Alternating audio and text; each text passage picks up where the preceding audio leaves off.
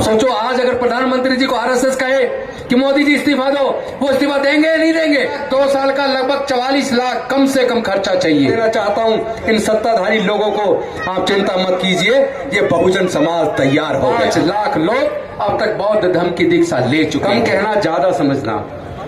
साथियों, आज सबसे ज्यादा दुखद बात यह है कि जो हमारे लगभग 3-3.5 हजार साल की गुलामी तोड़ने के लिए डॉक्टर बाबा साहेब अम्बेडकर जी ने अपने 4 बच्चों को खोया, अपनी पत्नी माता रमाबाई को खोया, अपना पूरा जीवन जलाकर हमारे जीवन में प्रकाश पैदा किया, हमारे हजारों साल की गुलामी तोड़ी, हमारे पढ़ने लिखने के रास्ते बनाए, हमारे लिए रिजर्वेशन की व्यवस्था की, सरकारी नौकरियों में आने के रास्ते बनाए, हमें संसद में, विधानसभाओं में एमएलए, एमपी, मंत्री सब कुछ बनने का रास्ता बनाया। लेकिन क्या जो रास्ता उन्होंने बनाया था, जिस कार्य के लिए उन्होंने अपने पूरे जीवन की और परिवार की कुर्बानी दी थी, क्या वो स्थिति आज बरकरार है? सोच के देखो, बिना पैसे के पढ़ लिख कर हम वकील भी बन गए, एमएलए भी बन गए, मंत्री भी बन गए। लेकिन आज देश की सरकारों ने शिक्षा को इतना महंगा कर दिया कि हमारे दलित, पिछड़े, आदिवासी समाज के 99% लोग अपने बच्चों की प्रोफेशनल कोर्सेज का खर्चा नहीं उठा सकते। यानी आपके बच्चे अगर इंजीनियरिंग कॉलेज में सेलेक्ट हो जाते हैं, एंट्रेंस एग्जाम पास कर लेते हैं, सरकारी में नंबर आता है, तो वहां भी 4 साल का इंजीनियरिंग का कोर्स करने के लिए हमारे बच्चों को कम से कम 12 से 15 लाख रुपया चाहिए। अगर नेशनल लॉ यूनिवर्सिटी में आपके बच्चे का सिलेक्शन हो जाता है तो 5 साल का कोर्स करने के लिए लगभग 15 लाख रुपया चाहिए। अगर आपका बच्चा मैनेजमेंट में सेलेक्ट होता है, गेट पास करता है, आईआईएम में सिलेक्शन, आईआईएम में एमबीए के लिए सिलेक्शन होता है, तो 1 साल का 22 लाख, 2 साल का लगभग 44 लाख कम से कम खर्चा चाहिए। तो क्या हमारे बच्चे, हमारे परिवार के लोग इतना खर्चा उठा के अपने बच्चों को पढ़ा सकते हैं क्या? यानी सरकारों ने साजिश करके एजुकेशन को इतना महंगा कर दिया ताकि हमारे बच्चे पढ़ ना पाए, क्योंकि वो लोग चाहते नहीं है कि लोग सवाल करें, सत्ता नहीं चाहती कि लोग सवाल करें, इसीलिए वो राजदंड को ले आए। चोल साम्राज्य के बारे में इतिहास में पढ़िए, कितना क्रूर साम्राज्य था। चोल साम्राज्य में जातिवादी मानसिकता के तहत हमारे लोगों का कितना उत्पीड़न किया जाता था। नई संसद के अंदर वो राजदंड स्थापित करना, यानी कि भारत में डॉक्टर बाबा साहेब अम्बेडकर के संविधान को खत्म करके, प्रजातंत्र को खत्म करके, ये लोग देश के ऊपर दोबारा से राजतंत्र थोपना चाहते हैं। ये चाहते हैं कि आपके आने वाले बच्चे फिर से गुलाम बन जाएं। मैं आप सबसे पूछना चाहता हूं, क्या आप अपने बच्चों को फिर से गुलाम देखना चाहते हो? नहीं देखना चाहते ना, तो इस लड़ाई को लड़ना होगा, इस लड़ाई को लड़ना होगा।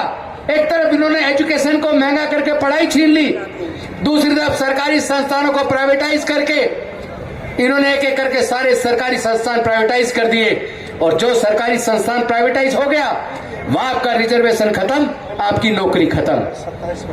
हमें अपनी अर्थव्यवस्था भी तैयार करनी होगी।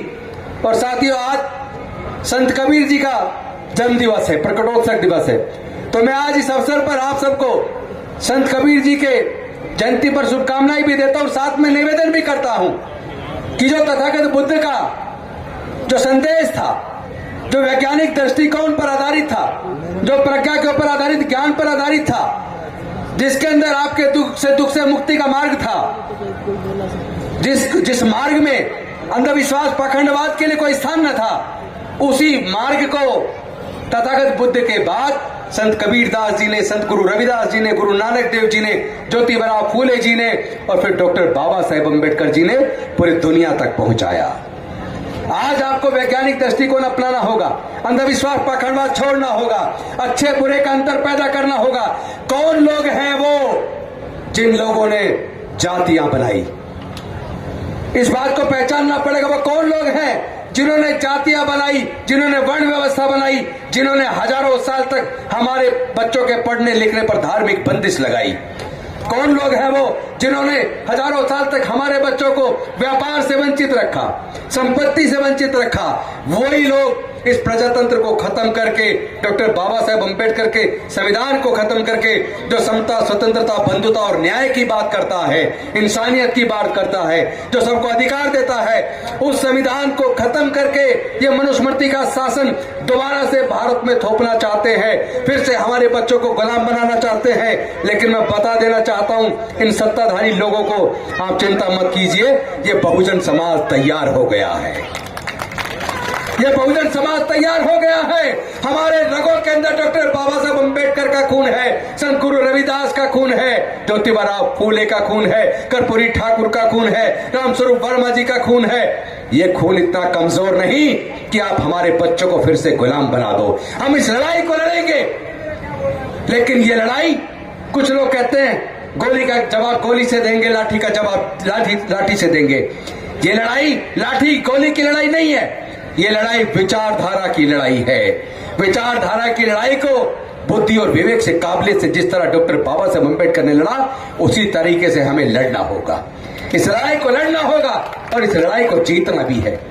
इसका रास्ता तथागत बुद्ध से होकर शुरू होता है और डॉक्टर बाबा साहब से होते हुए मानवर कांशीराम साहब तक जाता है।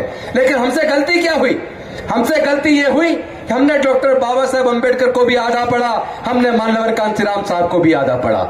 हमने इतना तो पढ़ लिया, उन्होंने कहा था कि ये राजनीति वो मास्टर की है जो सारे ताले खोलती है, और उसके बाद जो कहा वो पढ़ाई नहीं, कान बंद कर लिए, और सत्ता की वो जो चाबी थी मास्टर की उसके पीछे लग गए। मैं पूछना चाहता हूं, उस चाबी तो आपके हाथ में आ गई थी ना, सत्ता तो आपके पास आ गई थी ना, लेकिन सत्ता को आप बचा के तो नहीं रख पाए। आप समाज के लिए जो कर सकते थे वो रास्ता बन सकता था, लेकिन वो सत्ता आपके साथ में सुरक्षित नहीं रह पाई। उसका कारण है क्योंकि डॉक्टर बाबा साहब अम्बेडकर जी ने और मानवर कांशीराम साहब ने यह भी कहा था, जिसकी सामाजिक शक्ति मजबूत होती है उसकी राजनीति मजबूत होती है। हमने सामाजिक शक्ति को मजबूत नहीं किया, हमने सामाजिक शक्ति का निर्माण नहीं किया, सीधे राजनीतिक शक्ति वो मास्टर की पकड़ ली। वो मास्टर की इतनी ज्यादा पावरफुल, इतनी ताकतवर है, उसमें इतना ज्यादा वजन है कि कोई भी व्यक्ति जो उस मास्टर की को पकड़ता है, वो उस मास्टर की को समाज की इच्छा से घुमाने की बजाय खुद उस मास्टर की इच्छा से उल्टा उल्टा घूमना शुरू हो जाता है। आप सोचो, आज अगर प्रधानमंत्री जी को आरएसएस कहे कि मोदी जी इस्तीफा दो, वो इस्तीफा देंगे या नहीं देंगे? देंगे ना, क्योंकि उनकी सामाजिक शक्ति मजबूत है। इसीलिए हमें भी अपनी सामाजिक शक्ति का निर्माण करना होगा। हमें अपनी सामाजिक शक्ति का निर्माण करना होगा। नेताओं के गले में माला डालना बंद कर दो। हमारे गले में माला डालने की जरूरत नहीं है। एक एक पैसा जोड़िए, ये आपके बच्चों के भविष्य के काम आएगा।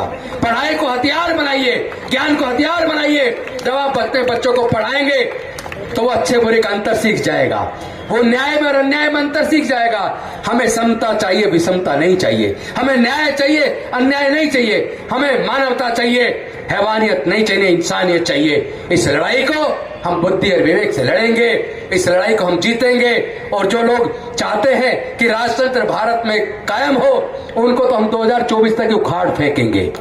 2024 तक उखाड़ फेंकेंगे उनको। वो दोबारा आने वाले नहीं, आपको चिंता करने की जरूरत नहीं है। सिर्फ एक काम करना है, हमें एकजुट होना है। बहुजन समाज 88% पे 12% राज कर रहा है, क्योंकि वो एकजुट है, और ये 88% हजारों टुकड़ों में बटा है। इन हजारों टुकड़ों को एकजुट करके हमें इतना मजबूत कराना है। और इसके लिए पहली जो लड़ाई की शुरुआत हमने की थी 5 अक्टूबर 2022 से, वो लड़ाई बढ़ते बढ़ते इतनी ऊपर चली गई, कहां 10,000 लोग और कहां 5 लाख लोग अब तक बौद्ध धर्म की दीक्षा ले चुके हैं। जो बाबा साहब का सपना था ना, मी भारत बौद्ध में करी, वो सपना पूरा होने की तरफ चल पड़ा है। और आज हमने संकल्प किया आप सबके सामने, आने वाले 26 नवंबर को दिल्ली के रामलीला मैदान में 1 लाख से ज्यादा लोग वहां आएंगे और डॉक्टर बाबा साहब अम्बेडकर के सपने को साकार करने का संकल्प लेंगे। इन्हीं शब्दों के साथ मैं अपनी वाणी को विराम देता हूं। बहुत बहुत धन्यवाद। जय भीम, नमो बुद्धाय, जय भारत, जय जय जय जय जय भीम।